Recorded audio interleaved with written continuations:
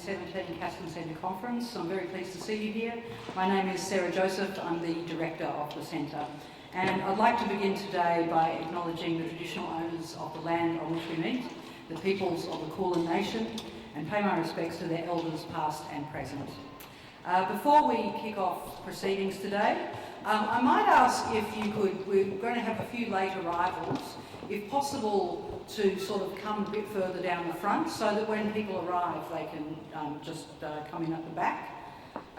If anybody's actually sitting on that bench at the back, it's probably better if you actually come down and sit in the chair.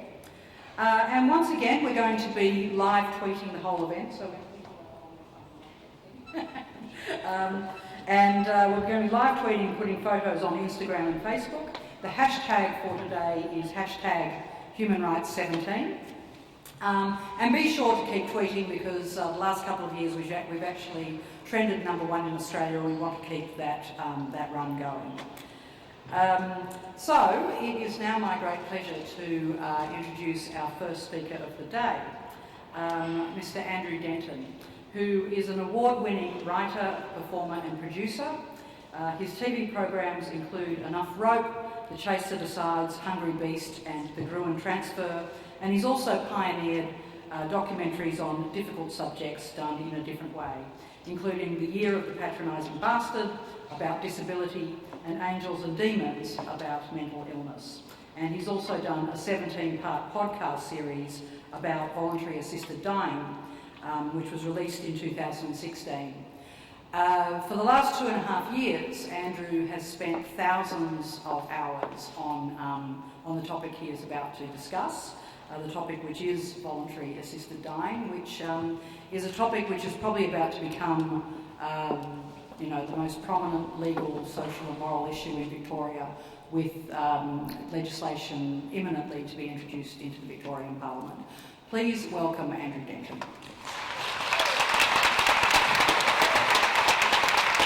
Thank you, Sarah. Thank you, everyone. An incredible honour to be here. If you're surprised to see a failed Logie nominee talking about human rights, imagine how I feel.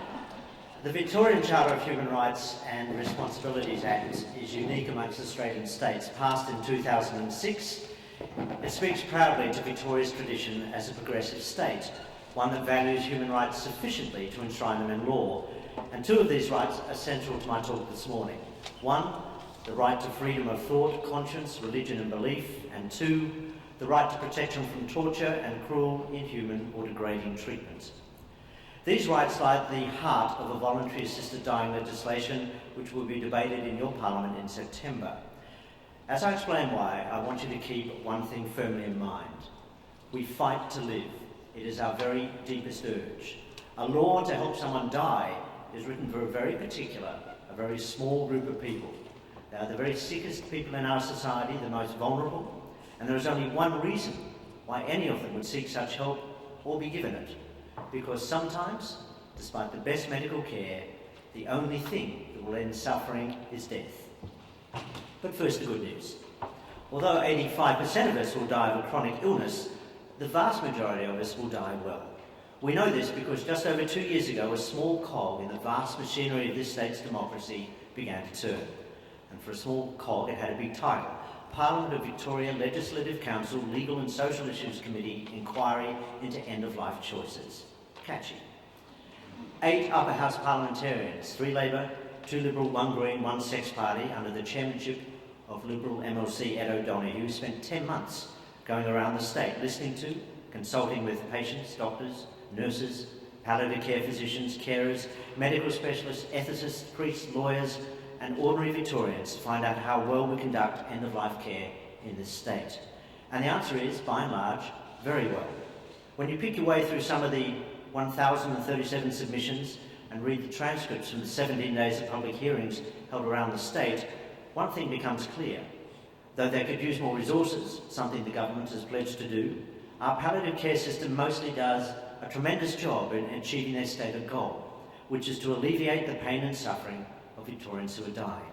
The skill with which they treat the complex mixture of physical, emotional and psychological symptoms that come into play as people die is borne out every week in death notices, where families go out of their way to thank the medical staff for their tender and diligent care.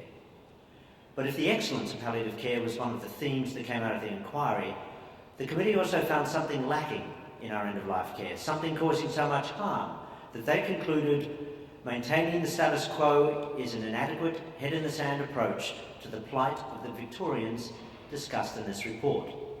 What is that plight? Here's what 10 months of inquiries found is happening in our community. Repeated examples of inadequate pain relief being delivered to dying patients by doctors for fear of breaking the law. The inability of palliative care, despite its many benefits, to relieve all suffering. People being put on trial for helping those they love find a merciful end.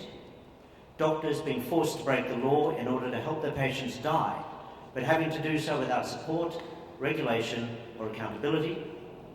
Trauma experienced by families watching seriously ill loved ones refuse food and water to expedite death and finally relieve their suffering. And people experiencing an irreversible deterioration in health, taking their own lives, often in horrific circumstances. And faced with this undeniable evidence, and by a clear majority of 6-2, the committee recommended a law that would allow people to seek assistance to die. In their words, this would not only enable patients' end-of-life wishes to be respected, but also to protect patients, particularly vulnerable people, from abuse and coercion. Now, to understand why we need a new law, you first need to understand what options Victoria's current laws offer to someone who is dying and suffering beyond medical relief. And essentially there are three. Today in Victoria, if you're dying and suffering beyond medical relief, it is legal to end your life by committing suicide. Guns, ropes, poison, worse, the choice of deliverance is yours. Today in Victoria, if you are dying and suffering beyond medical relief, it is legal to end your life by refusing all medical treatment, food and water, and to die slowly by starvation and dehydration in combination with the effects of your disease. Today in Victoria, if you are dying and suffering beyond medical relief, it is legal for a doctor to slowly put you into a coma, even without your consent, leaving you to die over days or sometimes weeks. It's called terminal sedation, or alternatively, pharmacological oblivion. What is not legal in Victoria, if you are dying and suffering beyond medical relief, is to end your life painlessly and quickly at a time of your choosing with the help of a doctor. Let's start with legal option number one, taking your own life. And I apologise, some of what you're about to hear is distressing, but it's real. Of the many testimonies given in evidence to the committee, none was more powerful than that of the Victorian coroner, John Ollie. He detailed the horrific ways in which desperately ill Victorians are taking their own lives to end their suffering. In giving evidence, Coroner Ollie wanted to bring to light a very particular group of people, older Victorians with no history of mental illness and from loving family relationships who, in his words, were taking their own lives in desperate and violent ways. According to the coroner, what these people had in common was that each was suffering an irreversible decline, either from a terminal disease or multiple chronic illnesses or permanent physical pain. The stories John Ollie related were deeply distressing, so much so that he, the coroner, had to collect himself 3 times while giving his own evidence. They included a 90-year-old man with prostate cancer who shot himself with a nail gun, and an 82-year-old chronically ill woman who bled to death in a lounge room after slashing her wrist with a knife and scissors. He said that his office saw no way of preventing these deaths, nor, in his estimation, were they people likely to qualify for palliative care. And he went on to say, what seems to be a common thread through the family is this absolute sense of respect for someone they love and this absolute sense of helplessness. They know this person is screaming for help, but no one is going to answer the call, not in this society, so they have to die alone. He estimated the number of elderly Victorians dying in this way at 1 a week. Legal option number 2, if you're dying and suffering beyond medical relief, voluntary refusal of food and fluids. Under the Victorian Medical Treatment Act, a competent adult who is dying has a legal right to refuse to eat and drink and cannot be force-fed.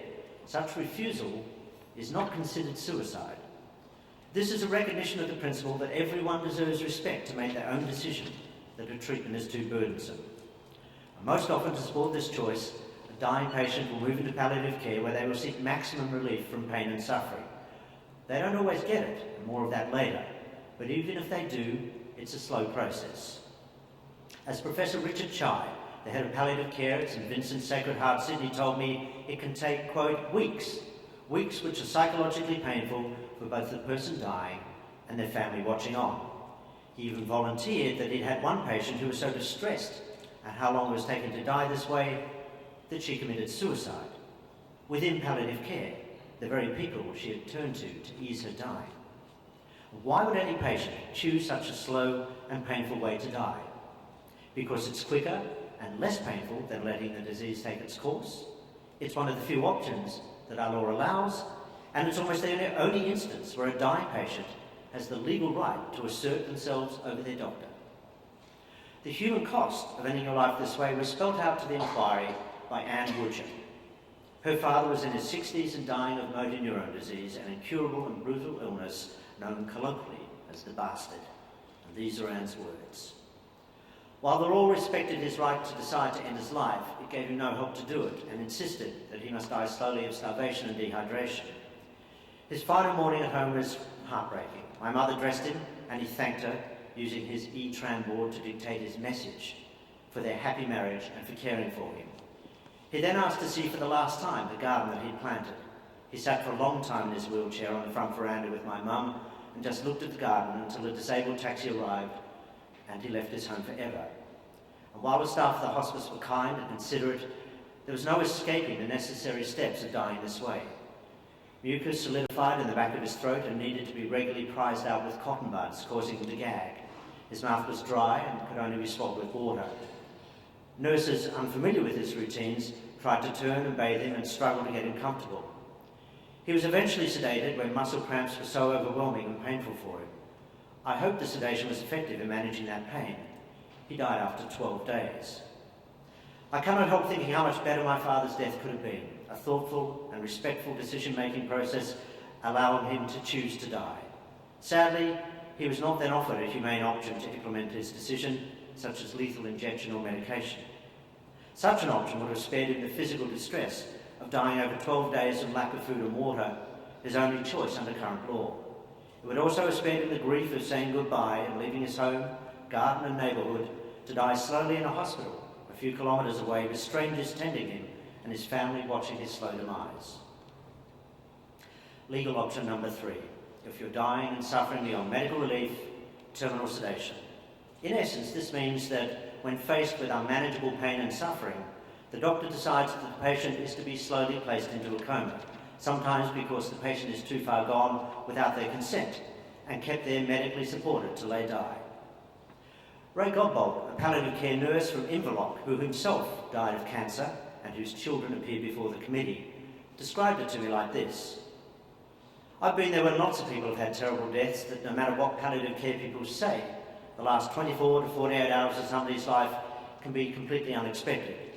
And there's the only options you've got is to make that person unconscious. And then you've got the family sitting there looking at this person who's been in terrible suffering, is now unconscious, and it's going to take hours or days or weeks to die. That's not acceptable, I don't think. In Victoria, according to the inquiry, terminal sedation is widely accepted as an appropriate way to relieve suffering for someone at the end of life. But as Australia's most senior palliative care physician, Professor Ian Maddox, explains, terminal sedation is not always effective at relieving suffering. He says, in reality, there are occasions where patients in terminal palliation do not receive adequate relief for their pain and suffering. In these cases, patients can frequently experience distressing respiratory problems. They may regain consciousness, intolerable pain may not be relieved, and they may experience a prolonged, uncertain, albeit inevitable death. The inquiry received many searing testimonies about loved ones dying slowly and suffering within our healthcare system. Fully 1/3 of the 1,000 or so individual submissions disclosed an experience of someone close to them dying or suffering from a serious illness. Why do they happen? Well, there are two main reasons. First, because assisting a suicide is punishable in Victoria by up to 5 years in jail. Our laws do not protect a doctor who intentionally assists someone to die. This makes doctors cautious about being seen to have hastened a patient's death. The only defence they have is something called the doctrine of double effect, a way of thinking that goes back to the 13th century and the Catholic philosopher Thomas Aquinas. And what it means is that if you're attending to someone who is dying, you can give them medication which may have the unintended effect of helping them to die more quickly, but only if your actual intention is to ease suffering. What you must not do, ever, because only God giveth and God taketh away the hours, is give them medication with the intention of helping them die, even if only death will end their suffering, and even if the patient is persistently asking for such relief. And today that idea is boiled down into the central tenet of palliative care. We will neither prolong nor hasten death. The doctor defends his or her actions by simply saying that they were trying to control a patient's pain. Death, they argue, was an unplanned consequence of either the patient's disease or the necessary treatment for pain. Now, the drug they use is morphine. It's an opiate. The problem is it can take days for the levels of morphine to become high enough to cause death. It's important for the doctor's safety that the process is slow. Worse, many people who have been treated for a disease such as cancer have built up a tolerance to morphine, making them even harder to sedate. The second reason why people who ask help to die quickly are left to die slowly instead is succinctly summed up by Nurse Ray Godbold. He said, the doctors, a lot of them have got religious beliefs, and that comes into the clinical area at times. I've seen it. The Catholic Church, which is, according to Cardinal George Pell, supplies nearly 60% of Australia's palliative care, is deeply opposed to any form of assisted dying. Their core belief is in the sanctity of life. For many, the example of Christ's suffering on the cross is extremely powerful, as evidenced by Pope Benedict's statement that there is, quote, virtue in suffering. The idea of salvation through suffering is perhaps best captured by Dr. Douglas Bridge, formerly head of palliative care at Royal Perth Hospital.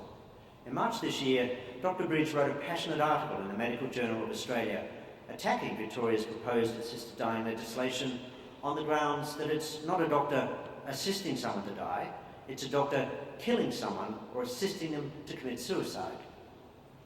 In an online profile for the Uniting Church, Dr. Bridge explained his personal philosophy of care, one inspired by, quote, his supreme Christian calling to be a missionary. Much about his work, Doug says, is to do with healing a patient so they are ready to die. Indeed, he says, it is possible to die healed. Doctors are trained to cure diseases, and I'm trying to say, what about healing people? Not that we shouldn't cure diseases, but as well as curing disease, it would be really good if we could heal people. Reading this, there's only one possible interpretation of the expression healing people before they die. They are clearly not going to be saved from dying, so healing can only refer to spiritual cleansing. Dr. Bridge goes on to explain how this healing can happen. It's interesting that people facing death grow spiritually, Doug said, to the point where they say, it's been such a good journey. I've learned so much. The cancer has been so good to me. As Doug says, within one's suffering is an opportunity for growth. Whether all his patients feel this way, Dr. Bridge doesn't say. Professor Alex Gruen of the University of New South Wales spent 6 months embedded at a Catholic hospice, observing what happens at the end of life. He saw firsthand what the personal beliefs of a medical team can mean for dying patients. He says, the idea of an afterlife and the dying process as essentially a rite of passage is very powerful. What occurs then is that you get a very idiosyncratic, values-driven form of dying. So it all comes down to what the collective around you thinks is appropriate or not. Then it is not systematic. It opens us up to all sorts of problems for people who have much greater degrees of suffering than they should. Decisions about terminal sedation, when it is employed and the speed at which drugs are administered, are entirely in the hands of the treating doctor. If the doctor or institution holds a core belief that assisting someone to die is killing them, then the dying patient must face a death at the speed they determine, regardless of how clear and persistent that patient's request for a quick death may be. And by the way, Palliative Care Australia acknowledges that there are patients who make rational and persistent requests for help to die. Just as if the doctor or institution holds the core belief that there is a value in suffering, then as Alex Broom observed, the patient whose suffering cannot be relieved has little choice but to keep suffering. This is not to suggest that doctors won't help you. Of course they will, but at their speed, a speed which can be entirely determined by their personal beliefs, a speed over which by law, you as the patient and your family have no control. Now, the doctors hold strong personal beliefs is not at issue. They are absolutely entitled to them. That's what your Charter of Human Rights means when it says the right to freedom of thought, conscience, religion and belief. What is at issue is a law which currently enables them to impose those beliefs on vulnerable patients who may not share them. A law which gives them all the power and the dying patient none. Now, for the majority of us, thankfully, this will never be an issue. Palliative care in Australia, amongst the best in the world, is by and large very good at managing the end stage of life. It's why they're such a valuable service. In most cases, terminal sedation is considered best practice. But the fact that the majority die well is not the point of an assisted dying law. This law is not about the majority, but about the minority who do not obtain adequate or requested relief from palliative care. What's more, we have a good idea from palliative care's own statistics collected every year from 106 units around Australia what that minority looks like. According to the most recent available figures, of patients in the terminal phase of their illness, 4% had severe pain, 3% had severe psychological distress, and 7.5% had other severe physical symptoms. That's why Palliative Care Australia themselves admit that, quote, they cannot treat all pain and suffering even with optimal care. Does this mean palliative care are failing? No. The same problems are faced all over the world. They reflect a population that lives longer and dies largely of chronic illnesses, over which we still have little or no control. The argument that giving more resources to palliative care means we don't need assisted dying is a powerful one for politicians. In South Australia last year, where assisted dying was lost by one vote, the MP who crossed the floor at the last minute to vote against it gave that as his reason. But by their own admission, all the resources in the world aren't going to help palliative care deal with all pain and suffering. It is not medically possible. And until we find a cure for cancer, motor neurone disease and other horrors, this is unlikely to change. Neither will all the resources in the world help bring a quick end to a patient's suffering if doing so goes against the beliefs of the doctor or the institution that's treating them. Distressing evidence of this is provided in the case of Victorian man Rudy Dobrin, whose suffering had reached such a crescendo, he determined that he wanted to die. With no quick means to end his life, Rudy invoked his legal right to end it as quickly as he could by refusing food and fluids. And he described his decision this way: I'm dying of cancer of the throat. I can no longer control my bowels, nor eat or drink. If I was a pet, I would have had a peaceful injection days ago. But I'm human, and so I'll have to go through the barbaric religious ritual of dying without dignity from dehydration over weeks. Seeking support in this difficult choice, he entered a faith-based Melbourne palliative care facility, having been assured that he could expect to die with minimal suffering. Rudy's medical records, obtained through freedom of information, are detailed in Rodney Symes' book, A Time to Die. They show that despite exhibiting ongoing symptoms of physical, psychological, and existential suffering, Rudy did not receive 24-hour sedation until 32 days after he entered hospital. He eventually died a further 15 days later, 7 weeks after entering palliative care. All this, as Rodney Symes says, taking place not in a desert, but in Kew, with all amenities at hand. What is it your Human Rights Charter says? The right to protection from torture and cruel, inhuman, or degrading treatment? This is why we need a law, so that we all have a legal right to be protected from unnecessary suffering at the end of life. So doctors have a legal right to help us. And so there can be more compassionate choices if we're dying and beyond medical help than starving ourselves to death, taking our own lives violently and alone, or being drugged into a coma. The likely shape of the legislation that will go before Parliament is being unveiled as I speak by the former head of the AMA, Professor Brian Owler. Professor Owler has chaired a panel containing some of Australia's most eminent end-of-life physicians, whose job it's been to advise the government on the operation of this law. And while we won't know all the details till later today, we do know that the law will be modelled closely on the committee's published recommendations. It will be a very conservative law, which in summary is likely to work like this. Only a mentally competent adult, 18 years and over, who is at the end of life, meaning last weeks or months, and who has a serious and incurable physical condition which is causing suffering that cannot be relieved in a manner the patient deems tolerable, is eligible. If you are suffering solely from mental illness, or are not mentally competent, or not a resident of Victoria, you will not qualify. You must make a verbal request, then a witness written request, then after a cooling off period, a further verbal request. To be legally assisted to die, you have to convince 2 doctors in assessments independent of each other that your illness is serious and incurable and in its final stages and your suffering intolerable. If either have concerns that your mental health is driving your request, they can decline the request or refer you to a psychiatrist. If your request is deemed eligible, they will write you a prescription for a drink which, if you decide to take it, will end your life quickly and peacefully at a time and in a place of your choosing. That's the law as the committee has proposed it in a nutshell. And perhaps the best way I can explain how it will help people is by playing you 2 pieces of audio. The first is from Sydney woman Shane Hickson, describing her mum Jan's last days in palliative care with a brain tumour. She was seizuring for, I don't know how long it was, well over an hour, maybe a couple of hours. She said it was like a giant thrashing around in her body. So the brain, as you know, like it creates all sensations. So things were happening in her. She kept shaking and of course in the back of my mind that was what she feared the most, was having another seizure. She said, whatever you do not let me have another seizure. And so I knew that through the whole 6 months that was what she feared the most, because of how dreadful it felt to her. And she kept shaking. It took, when she didn't stop shaking, we said, can you give her more? It's not working. He said, I can only give her this amount, and every 15 minutes. I'm not authorised to give her any more. If I give her more, it might end it. So how many nights did this go on altogether?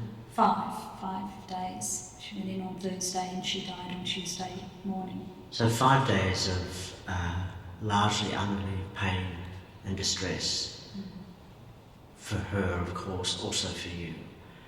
And at no point was anyone prepared to go, we can do more. No, not a nurse or doctor or anything. The strong sense I get as I'm listening to you is that you must have all felt, and above all your mum, completely powerless and helpless in this situation. Yes, completely powerless and angry, really upset that that's such a terrible time that you are sort of battling this, just shouldn't have to be like that. At one point, my older sister, she said to the GP, what are we meant to do? Go down on, down to King's Cross on the street and try and score heroin or something? Like, what choice? What are you saying? Like, what choice do we have? And we just couldn't believe what was happening at that end stage. The second piece of audio is from the Netherlands. The Hoffman sisters, Suzanne and Marianne, describing the death of their mother, Gret, also dying of cancer. So we arranged it. It will happen this Friday at 5 o'clock. And why 5 o'clock? Because this family loves to have a drink with each other. And we started always at 5 o'clock. And then we eat together. So 5 o'clock we thought it was a nice moment. Yeah. When 5 o'clock came, it came gently. Yeah. And she said, okay, take a drink, we're gonna drink. Yeah. She said, I don't take alcohol, but please you do. Yeah, we cheered about her. And well, that's the most beautiful of this whole process. Yeah. That it would end for her. Because she wants also to be quick, that it's done quickly. Beautiful, but quickly. Please don't make a fuss of it. Yeah. And it's so strange, but the strength we've all felt was almost touchable. It went so peaceful, so in harmony, so beautiful, nearly.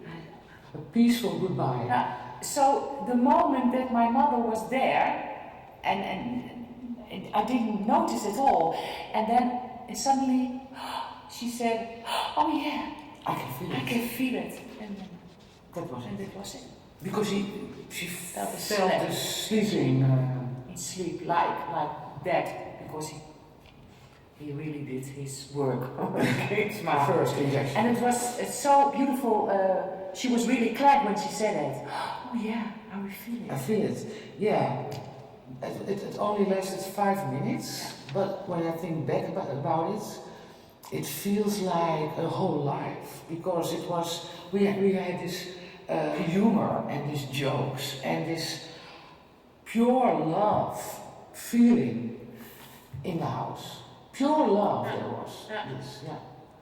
And I know for sure, and I can say it with the hand on my heart, this is exactly how Mother wants. Oh yeah.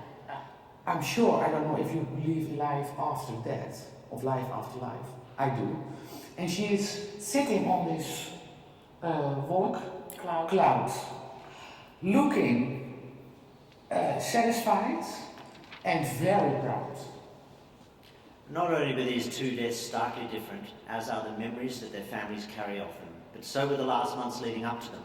For Shane's mum Jan, an independent and vivacious woman, her last 6 months were filled with indignity. In Shane's words, her quality of life had deteriorated to a point where she couldn't read, couldn't write, she could hardly speak, she was bedridden, she'd lost all feeling down one side, and she would try to describe what it felt like.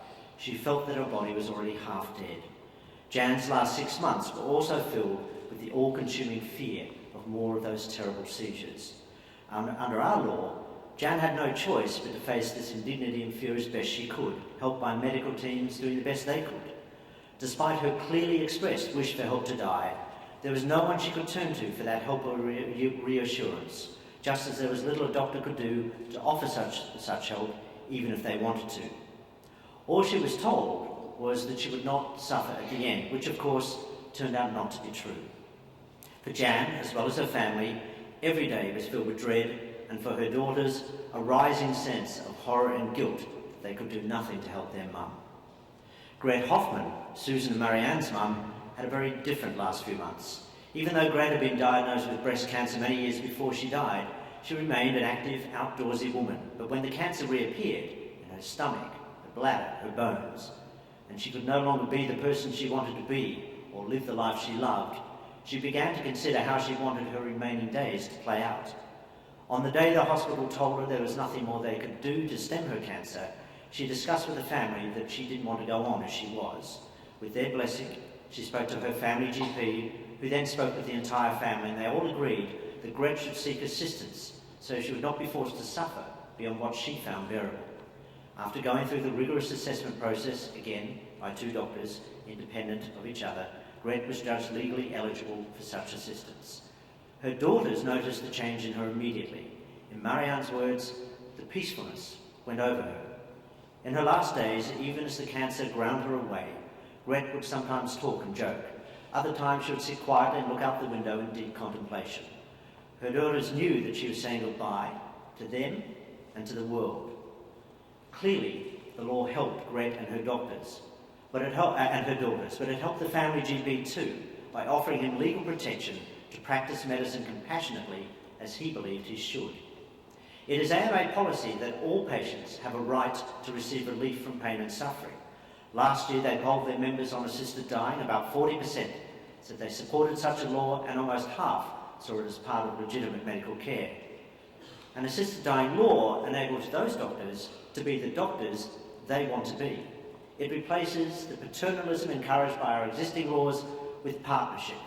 Instead of doctors deciding unilaterally how much or how little or how quickly a dying person should have their suffering relieved, it becomes a conversation between a doctor and the person.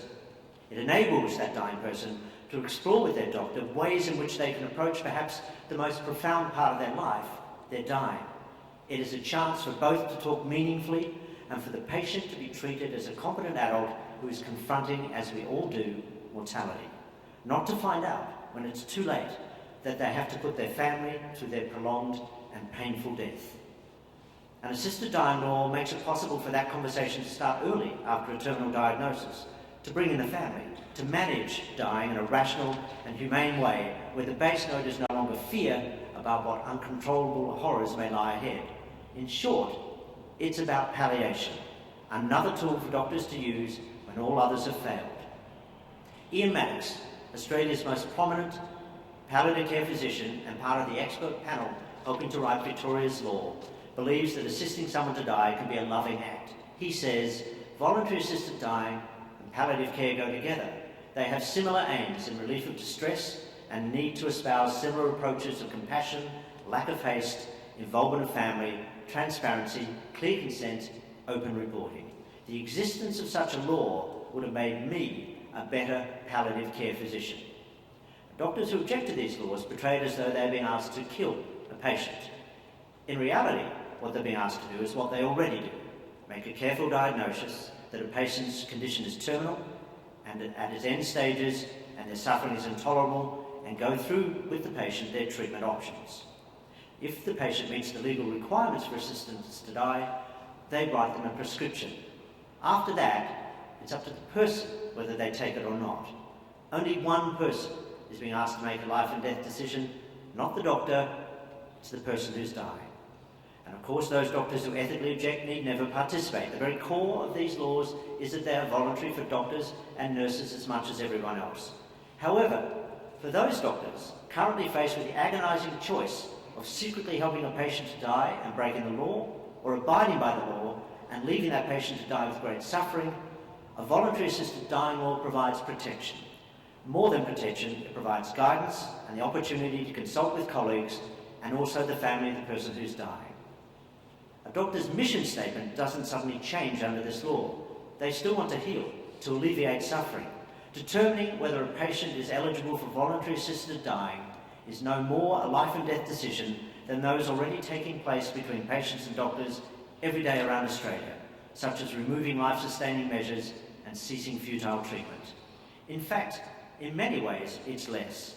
Whereas ceasing futile treatment or removing life-sustaining measures will inevitably lead to the patient's death, the offer of assistance to die has no such certainty.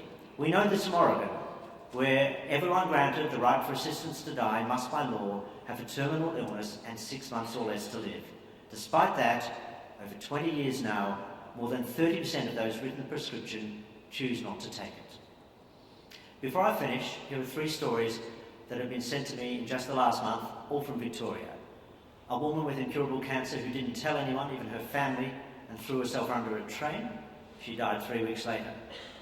A woman describing the awfulness of her best friend, dying of cancer of the esophagus, starving herself to death.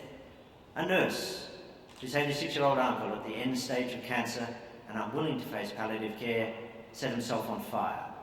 His family were then forced to go through a lengthy DNA testing process to identify his body, knowing it couldn't possibly be otherwise. As the nurse wrote, "There are no words for this anguish. My Auntie Kay and my first cousins feel strongly if another humane option was available, he may have chosen this action. He may have chosen palliative care. Who knows?" And that's the point. If these people had been able to have an honest and compassionate conversation with their doctors, knowing that there was a law to help them if they needed it, then none of these awful deaths need have happened. It's quite possible that nurse's uncle would have chosen palliative care once a doctor had taken him through it as an option, as the law insists he must. The woman who threw herself under the train would have known there was somebody she could turn to talk about her suffering, rather than keeping it to herself and feeling she had no choice but to take matters into her own hands. Almost certainly, she would have received psychiatric support. The woman starving to death would have known she had another choice, faster and more gentle, if she wanted. A law for assisted dying opens up those hardest of all conversations at the end of life in a way which is currently very difficult. After all, what can a doctor say to you when it is clear that only death will end your suffering, but there is little they can meaningfully do to help you? Dying people need help of many kinds. For most, it will be palliative care. For some, it will be the spiritual comfort of their deeply held beliefs. For a small percentage, it will be the help that assisted dying choice offers.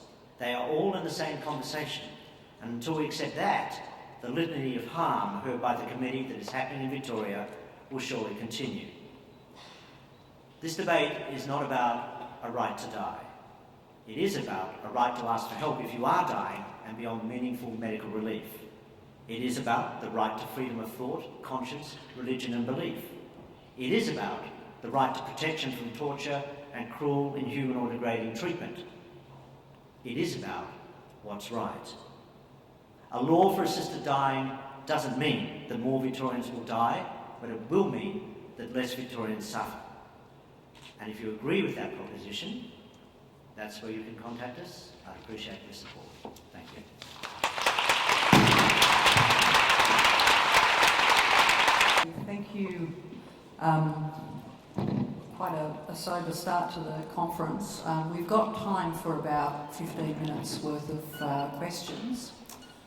So I might look around the room if anybody's got their hand up.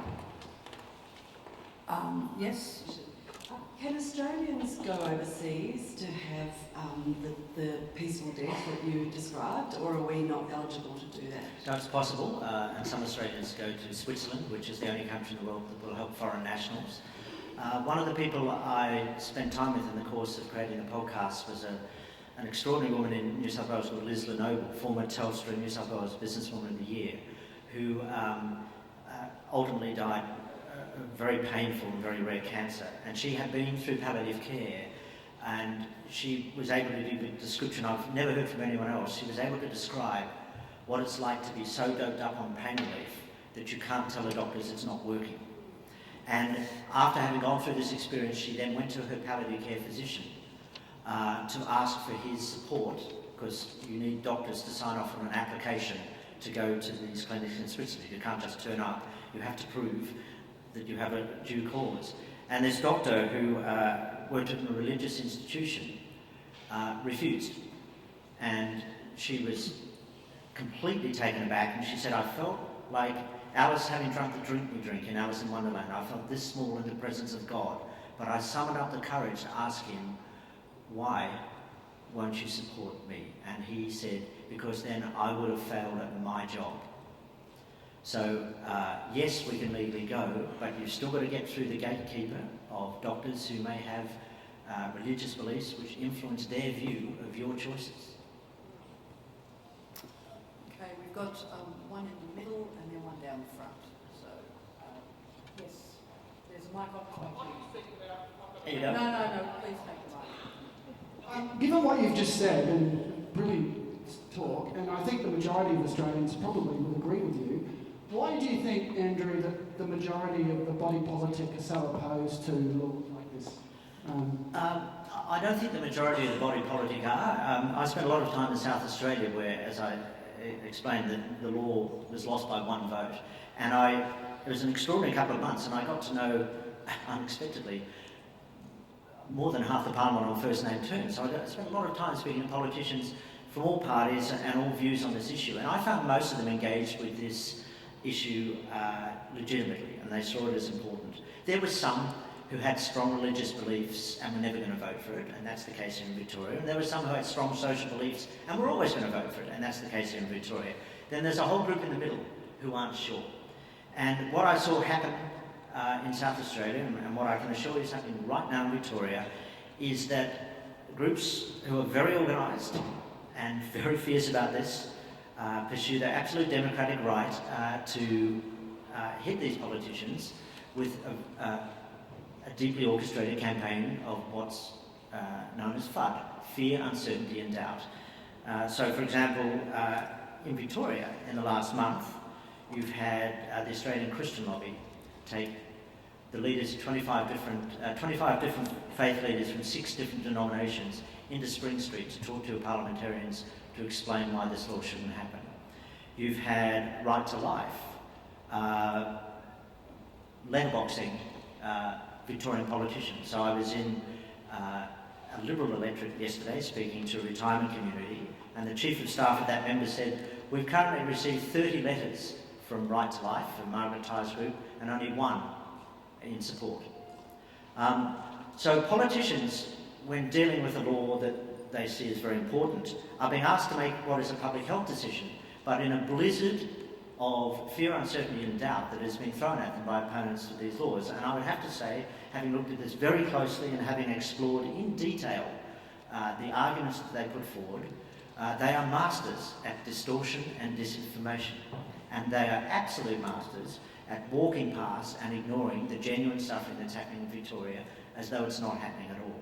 So it's not that our politicians are against it, it's that they end up being asked to make what they see as a difficult decision in an atmosphere of great fear and disinformation. And the job of myself and other advocates is to try and cut through that.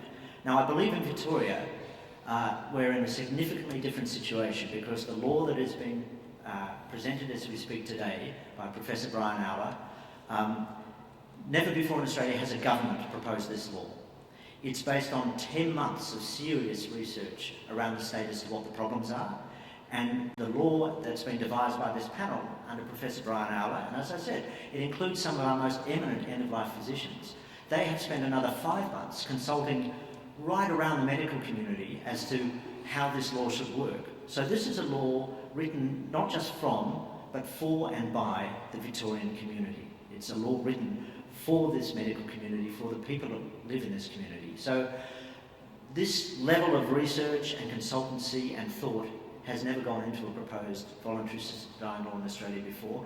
And I would hope that the majority of Victorian MPs are on careful consideration of it, weighing that up against the provenance of the case against, which is almost generally from minority religious groups, will accept that this is a well thought through law and that there is a good reason for it, and that it's time that Victoria embraced its Human Rights Charter and allowed it to pass. I have a question down the front. Hi, Andrew. Hi. My father died of liver cancer over 10 years ago. The last few weeks of his life, he largely spent sleeping because he had a lot of morphine, but he came home, he didn't want to be in hospital.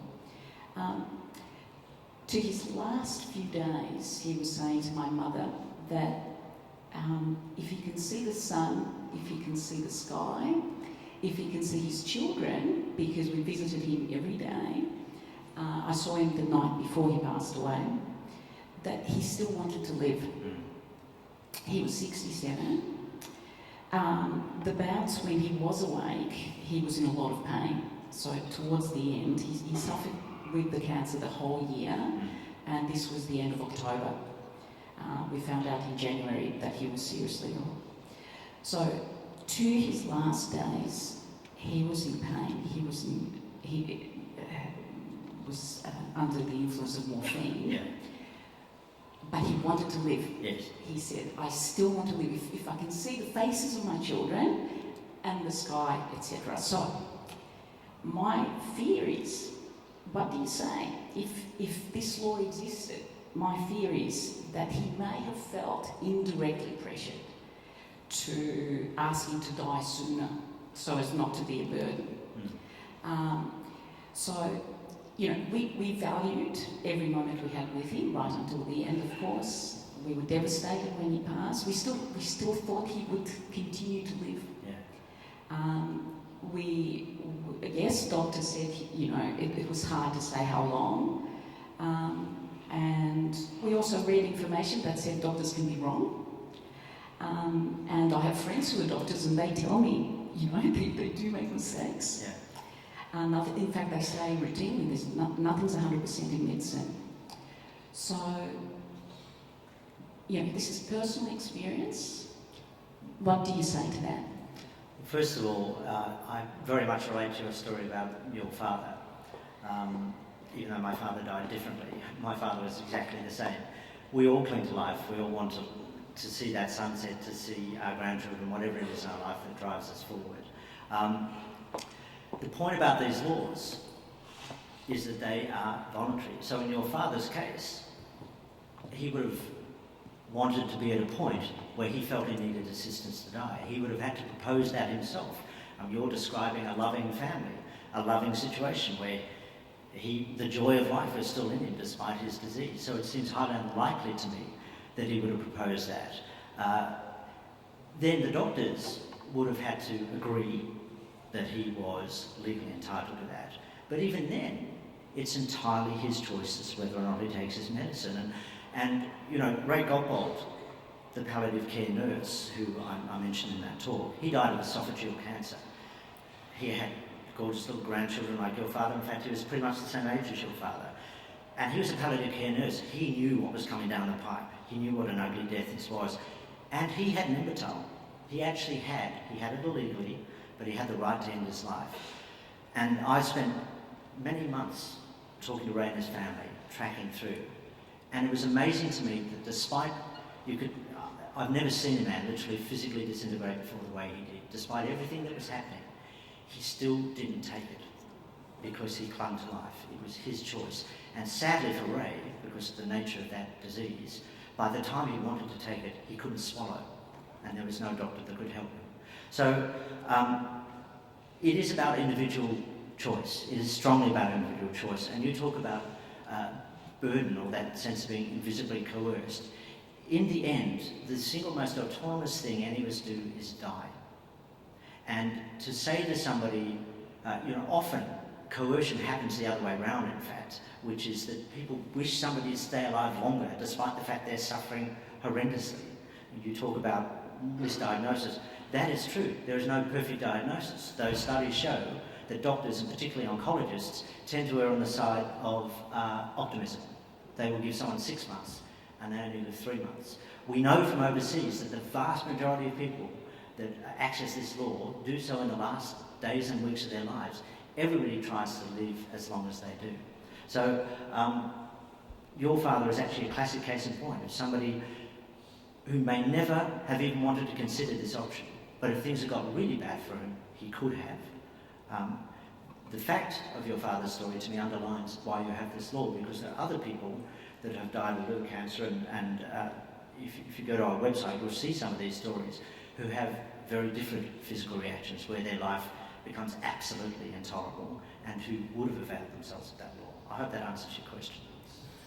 A great deal of practice over time. I'm also legally trained.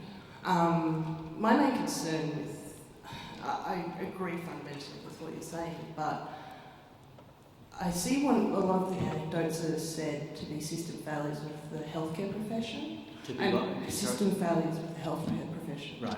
So when someone dies in pain in a hospital, it's because the staff are overworked, or there isn't enough advanced care planning to have catastrophic orders in place in case someone is in gross amounts of pain. I've also spoken to renal patients who,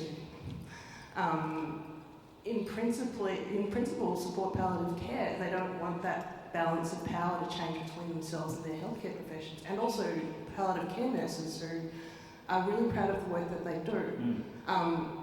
My argument would be that there's no need for voluntary assisted dying, because good palliative care catches everything. Well, I can only put back to you, as I said, palliative care's own words and statistics which say that isn't true. So, for those people who palliative care themselves say they can't help, what do you suggest happens for them? Oh, sorry, you lost the microphone. Okay, look, We might have a quick... because there's that, and then there's the other point I raised, which is that the point about a doctor's individual beliefs, a law which does not give a patient a right to determine the amount of pain relief they're getting, but a doctor has a right to do that. So what do you do about those patients that palliative care themselves say can't be helped? And what do you say to those families and those testimonies, which are very clear, which are in evidence in that committee, that public committee? What do you say to those families about the suffering that happened to them? I'm sorry, that was just bad luck, it'll be better next time. There is a real problem. So what do you do about those people? Okay, quick round of reply, and then we'll go. Palliative care doctors shouldn't be palliative care doctors unless their absolute primary desire is to cease suffering. Does that make sense? Yeah. And the second thing I say is, I've worked in bad hospitals, I've worked in good ones. The good ones, you don't have people who suffer. Look, I'm sorry, I just have to take issue with that based on the evidence. And look, I deeply respect the work you do as a nurse, and as you know, your own union, it is the Australian Nursing Midwifery Federation, it is their official position that there should be a law for voluntary assisted dying. That doesn't mean all nurses support it. The reality is, suffering, as you would know as a nurse, can be a very long-term thing. It's not just about pain, it's about many, many things. And I spent a week at St Vincent's Palliative Care in Sydney. I could not have been more impressed or respectful of what I saw. Incredible people. And this was an institution where, other than one person, no one there supported this law. But two things they had in common, everyone I spoke to, nurses, doctors, registrars, were this. One was they all talked about bad deaths, not many of them, but bad deaths that they wish they could have done more for.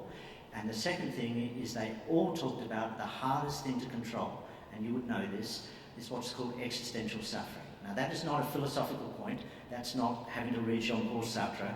Existential suffering is the totality of the experience that can occur for some people as they die, which is pain, and it's things like breathlessness, which is like drowning.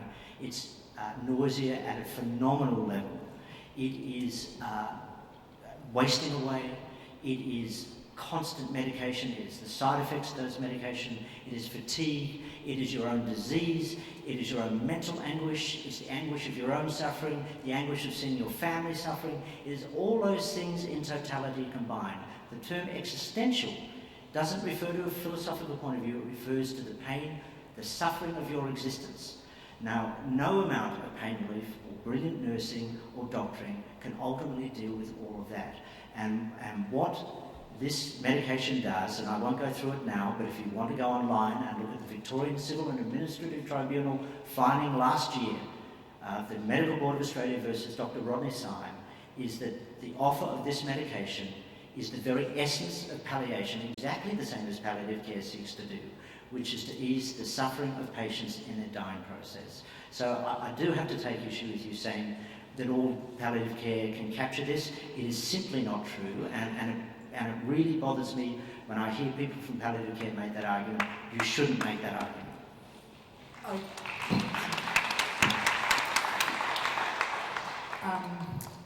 Okay.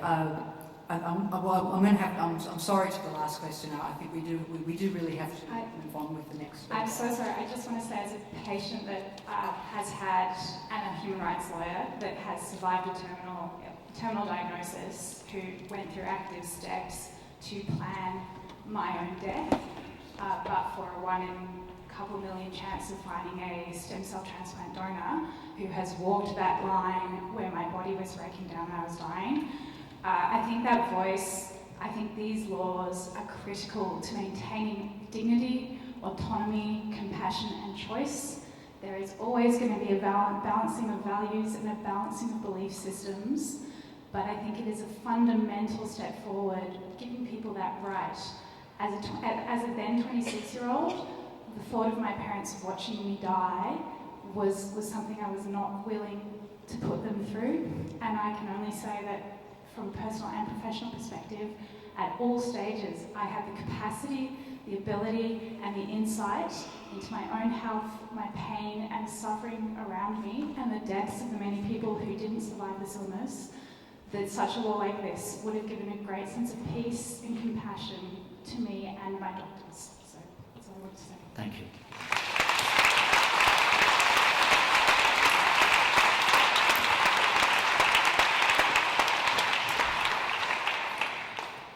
With that, thank you for that. We will, if you could please join me in thanking our first speaker, Andrew Denton. Thank you, I appreciate it. Thank you for the question. And we'll move on.